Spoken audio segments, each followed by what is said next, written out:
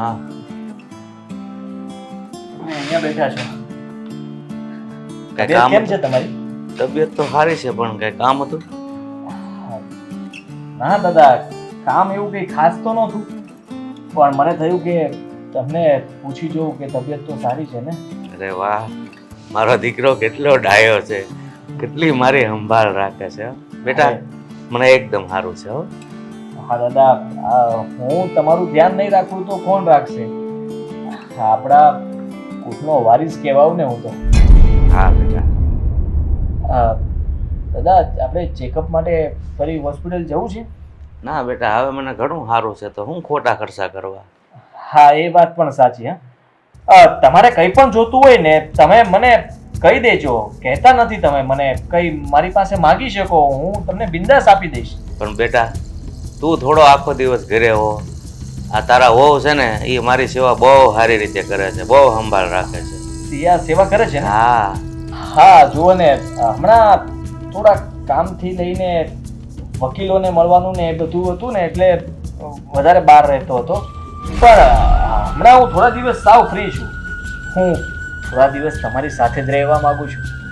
અને ઘણા સમયથી હું નાનો હતો ત્યારે તમે વાર્તા કરતા ને, તમારી વાર્તાઓ સાંભળવાનું મન થાય છે.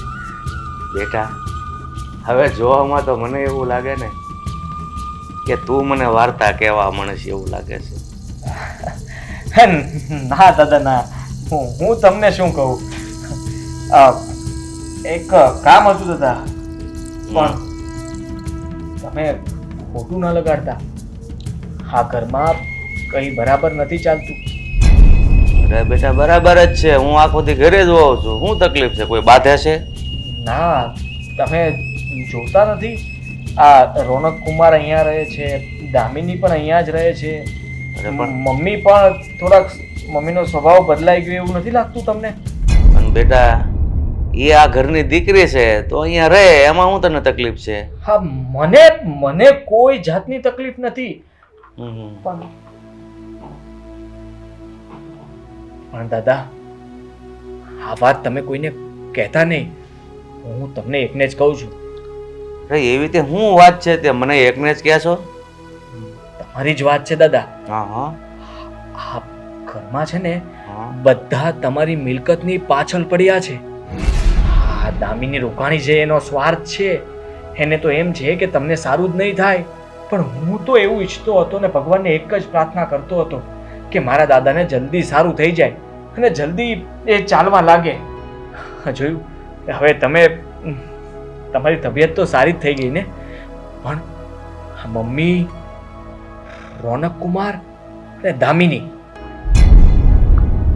આ ત્રણેયની છે ને તમારી મિલકત પર નજર છે. મોકો જોઈને બેઠા છે કે ક્યારે તમે, ભગવાન ન કરે પણ એ તો બસ રાત જોવે. હું વાત કરે છો તું? આવું બધું ઘરમાં હાલે છે? હું ઘરે જ હોઉં છું, મને ખબર નહીં. દાદા, તમે બહુ ભોળા છો, બધાની વાતમાં આવી જાવ છો. હા, દામિની આવીને તમને ફસાવાય ને તો પણ તમે ફસાઈ જાવ છો. રોનક કુમાર તમને બે શબ્દો કહે અને તમારા માટે કઈ વાનગી લઈને આવે ને તો પણ તમે ભોળવાઈ જાવ છો. અને મમ્મી, હા મમ્મી તમને પૂજા કરીને બે કથા સંભળાવે કે વાર્તા કહે ને તો પણ તમે એ સાંભળીને ફસાઈ જાવ છો. પણ દાદા, મારા મન અને દિલમાં તમારા પ્રત્યે એવું કંઈ જ નથી. હું તો નિર્દોષ માણસ છું, એટલે મેં તમને બધું સાચું કહી દીધું. હવે દાદા, એક બીજું કામ કહી દઉં? જો ખરેખર તું મારા માટે આજે ભગવાન બનીને આવ્યો છો કે તે મને આ બધી વાતની જાણ કરી. નહીંતર આ લોકો મારી સાથે શું કરી બેસે કાંઈ ખબર નથી. હો બેટા, બોલ કામ હું છે બોલ જલ્દી હાલ. હા દાદા, હું તમને કહું છું, હું તમને કહું છું ને, જો હા, આપણી બધી માલ મિલકતના દસ્તાવેજ કરીને લાવ્યો છું અને આમાં તમારે ફક્ત તમારી સહી કરી દેવાની છે. જુઓ, આ બધા કાગળ ઉપર તમે એકવાર સહી કરી આપો ને એટલે બધું કમ્પ્લીટ થઈ જશે દાદા. લો, આ પેન પણ સાથે જ લાવ્યો છું.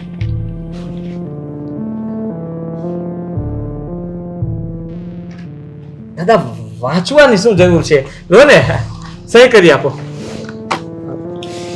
પહેલા આમાં કરવી છે તો આમાં કરી આપો. બેટા આવી વાત હોય ને એમાં આટલી બધી ઉતાવળે નિર્ણય નહીં લેવાય. આ અંતે બધું તારું તો છે, પછી સહી કરું કે ન કરું એમાં શું ફેર પડવાનો છે? ફેર એ વાતનો નથી. તો ફેર એ વાતનો છે કે મને તો ખબર છે કે તમે બધું મને સોંપીને જવાના છો, પણ આ બધા ખબર નહીં કાલ સવારે મને પણ કંઈ કરી શકે, તમને પણ કંઈ કરી શકે, તો આપણા સારા માટે આપણે કંઈક તો કરવું પડશે ને. બેટા એ તારી વાત બધી હાસી, પણ આના માટે મને થોડોક વિચારવાનો સમય આપ્યો. અને તું એમ કહેશો દામિની, અરે એ આ ઘરની દીકરી છે, હારે છે, એ થોડી આમાં કઈ ભાગ પડાવવાની છે. માગે છે હું વાત એ ને રોનક કુમાર બંને ભાગ માગે છે દાદા. તો તમારે એના પ્રત્યે વિચારવું જોશે. અને આના માટે પણ બેટા મને થોડોક સમય આપ. હું સાઈન કરી જ આપીશ, મને થોડોક વિચારવાનો સમય. હા હા કેમ ને, હા તમે જેમ કહો તેમ. સારું, વિચારી લ્યો એટલે પહેલા મને જાણ કરજો. પાકું.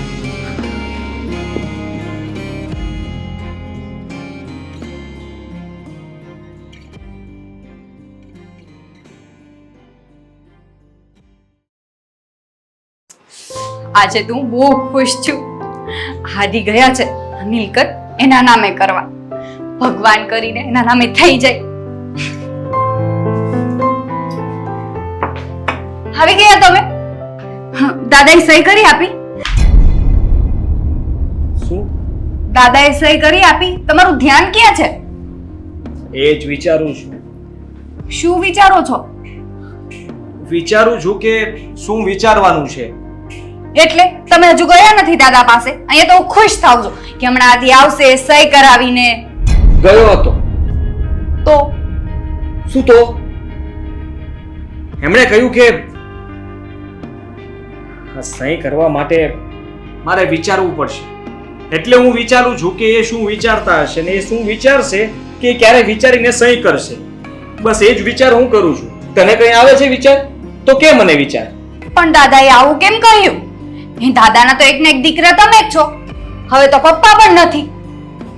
તો દાદા, હા, દાદા કઈ મમ્મીના નામે નથી કરવા માંગતા ને? કેમ કે મમ્મી છે ને દાદાની બહુ સેવા કરે છે. જોજો તમે. એવું ક્યારેય નહીં થાય. દાદાને મેં બરાબરનું બધાનું કહી દીધું છે. કોઈનું કંઈ બાકી નથી રાખ્યું. બધાની વાત કરી દીધી છે કે આ બધાની નજર તમારી મિલકત પર છે દાદા. આ ચેતીને રહેજો. એ લોકો તો રાહ જોઈને જ બેઠા છે કે તમે જલ્દી સાજા ન થાવ તો સારું. પણ મેં કહ્યું છે કે મારી ઈચ્છા એવી છે કે તમે જલ્દી સાજા થઈ જાઓ. તમે આ બધું જોવો, તમને પણ ખબર પડે ને કે આપણા ઘરમાં ચાલી શું રહ્યું છે. તમારી એકની જ ઈચ્છા એવી છે, મારી નથી. મારું બી કહેવાય ને. હા, તારું તારું તારે કહેવાય ને. ત્યાં સેવા કરવા જાય ત્યારે થોડુંક માખણ લગાડતા શીખો જીવનમાં. ખાલી ભાખરી પર ને રોટલા પર માખણ લગાડવાની જરૂર નથી. દાદાને પણ લગાડાય. હા, શીખવું જ પડશે હવે. દાદાને હમણાંથી હું તમને ખબર છે બહુ સેવા કરું છું. એટલે મને એવું લાગે છે કે તમારા નામે નહીં કરે, મમ્મીના નામે નહીં કરે, મારા નામે કરશે. ઓહો હવા. હા, આ ખોટો પાવર રહેવા દે ને આ વેમમાં પણ ના રહેતી કે દાદા તારા નામ પર કરશે. હું વેમમાં નથી રહેતી. તો જોજો તમે, બધી મિલકત મારા નામે કરશે. એવું ક્યારેય નહીં થાય. મિલકત તો મારા નામે જ થશે. અને દાદાને મારે થોડો સમય આપવો પડશે. થોડો સમય આપી દઉં ને એટલે સામેથી મને દાદા બોલાવશે ને આ ફાઇલ ઉપર સહી કરી આપશે. પછી જો તું આ ઘરમાં બધાને કેવી રીતે નચાવું છું. એટલે બધાને એટલે બધાને એટલે બધાને. તું ના આવે એમાં. હા, તો ઠીક છે. તો પછી આ બધી મિલકત મારા નામે થવા દો ને. મારા નામે થાય કે તમારા નામે? અરે પહેલા મારા નામે તો થવા દે.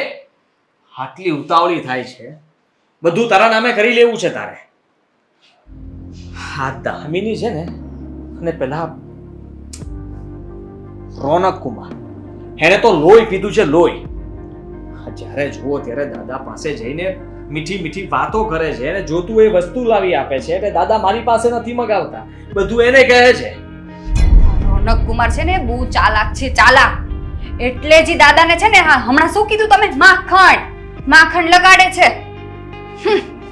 મને માખણે કામ નહીં લાગે તો માખણની ઉપર છે ને કઈ બીજું લગાડી દઈશ. હવે તું એ બધું ટેન્શન છોડ અને વિચાર કે દાદા શું વિચારતા હશે અને આપણે શું વિચારવાનું છે.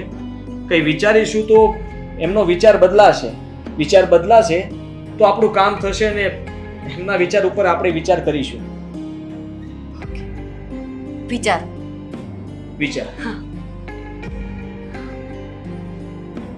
વિચારું, પણ શું વિચારું?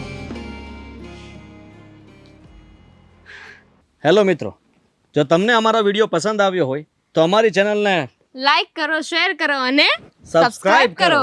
Thank you.